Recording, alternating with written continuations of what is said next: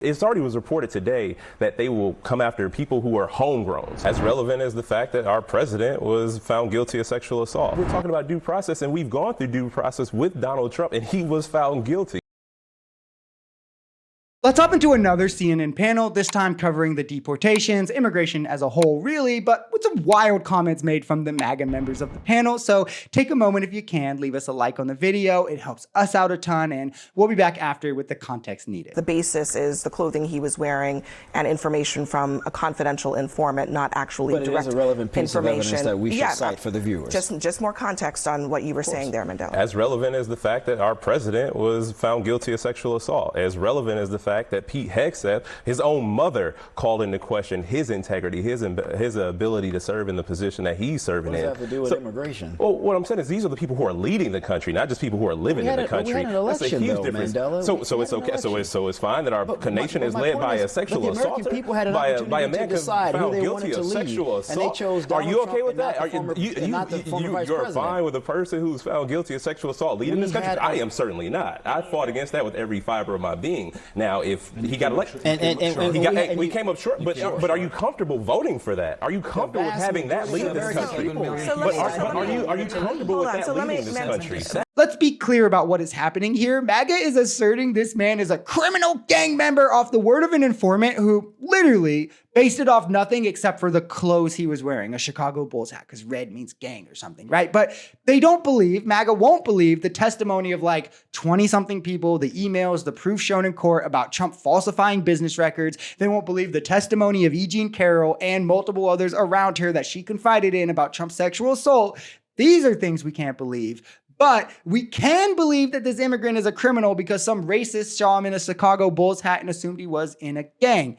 This is a man who regularly checked in with DHS, had an on-the-books job, paid taxes, had a family, a wife, and 3 children. Like, what are we doing here? MAGA is showing their hand that the only reason they don't believe the Trump crimes is because he's Trump. Because they'll believe crimes with far less evidence for brown people. My point is we're talking about due process, and we've gone through due process with Donald Trump, and he was found guilty. And if we can sit and let this man who has all sorts of issues dictate who gets to stay in this country, it already was reported today that they will come after people who are homegrowns, people who were born here, people who have citizenship. They've already floated the idea of revoking people's citizenship. So for the people you talk to that you mentioned that, this may not apply to me, I guarantee you there will be something that applies to you. And if people are being sent to El Salvador to these prisons, as it was talked about in World War II, without due process, what is that? That is essentially sending people to internment camps. And again, what we did in World War II with the Japanese. I gotta let him in. Abby, there's no secret that the immigration system in America is broken. Yes. No secret. Both political parties have done nothing about it over the years. So let's address both of these arguments. First, yes, we are already seeing Trump and MAGA go mask off on now admitting that it was never just about illegal immigration. Remember when that was the line? And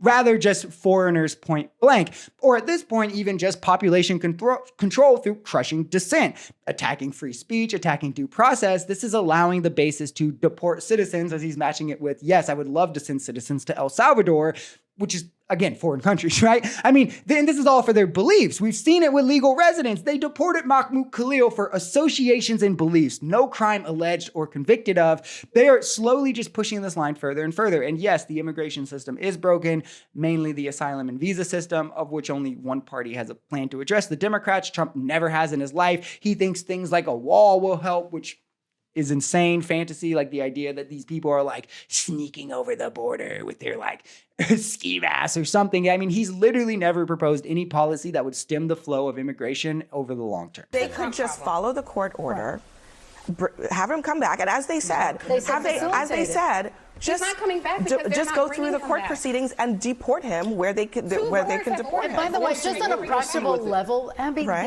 these deportation proceedings are abbreviated. We're not talking about we have to get a jury and panel, then we have to go through motions and discovery and all. We're talking about a very abbreviated administrative proceeding. So if you adhere to the immigration laws, you give an ALJ at the immigration board to give that type of process, you're done. It's exactly what you said. We're talking about an abbreviated abbreviated proceeding. It is and they not could have done so that from the beginning. Right. It's So interesting problematic. to me. But it made me wonder, I mean, truly, from a political perspective, Tiffany, it makes me wonder, because when you look at what the White House did today, they were like, oh, here are the documents that, everyone's been saying, well, what's the proof? Just give us the evidence and let's debate it. And this is really the crux of the issue, right? All of a sudden, MAGA, which is the party of never trust the government, wants us to full-throatedly trust the Trump administration's word on this, where for the left, we correctly see this as bigger than just Abrego Garcia, though the violations of his rights still a huge problem. But this is a consequential leg in the constitutional crisis that we find ourselves in right now. And we've already seen, again, legal residents deported for beliefs or associations just for taking part in a protest, something constitutionally protected under the First Amendment for those who do not know. We've seen Trump defy the courts on deportation flights, not turn planes around. We've seen Trump overstep the power of the executive laid out in the Constitution to consolidate more power under him, the power of the purse. And now we have this clear attack on due process. If this man is a gang member and you admit you made a mistake, which Trump has, facilitate his return then. Put him in front of an immigration judge. You have the evidence. You know he's a gang member. Show the evidence then. And then deport him correctly, because not a single liberal would say, no, don't deport him, even though, if he hasn't committed a crime, why would we waste? I think it's like $14,000 on average to deport them. But if you want to deport him and you can show evidence that he's a gang member, do it, right? But to just say, believe us, that's crazy. And as this lady said, these are proceedings that take 5 minutes. If the Trump administration has or wanted to make this right, give them due process. Don't say, take our word for it. We don't care about due process.